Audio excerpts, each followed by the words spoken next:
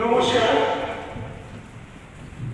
আজকে আমি এবং আমাদের সর্বভারতীয় সাধারণ সম্পাদক তৃণমূল কংগ্রেসের সাংসদ অভিষেক বন্দ্যোপাধ্যায় একসাথে ভিডিও কনফারেন্সে এসেছি। যে কোনো কারণের ভিত্তিতেই হোক তিনি শিডিউল প্রোগ্রামে আটকে গেছিলেন বলে গত 6 তারিখে তিনি ওই অধিবেশনে জয়েন করেন। তারপর তিনি আমাকে জানিয়েছিলেন আমি একটা টোটাল এই সার্বিকভাবে ভোটার তালিকায় অংশ নিয়ে আমি একটা ছেলেদের উদ্দেশ্যে বিভিন্ন জায়গায় যারা আমাদের সংগঠন করেন তাদের উদ্দেশ্যে 2-4 কথা বলতে চাই।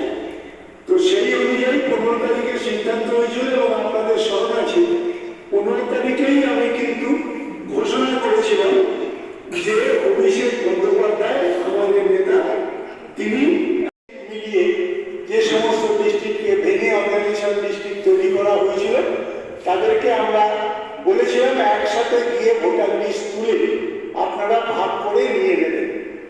তো যাই হোক, এখন যে পরিস্থিতি তৈরি হয়েছে তাতে বুঝতে পারছেন যে সকলেই স্ক্রুটিনির ময়দানে আছেন এবং সকলেই উপলব্ধি করছেন যে প্রচুর ভুয়ো ভোটার তৈরি করা আছে এই ভোটার তালিকাতে। তো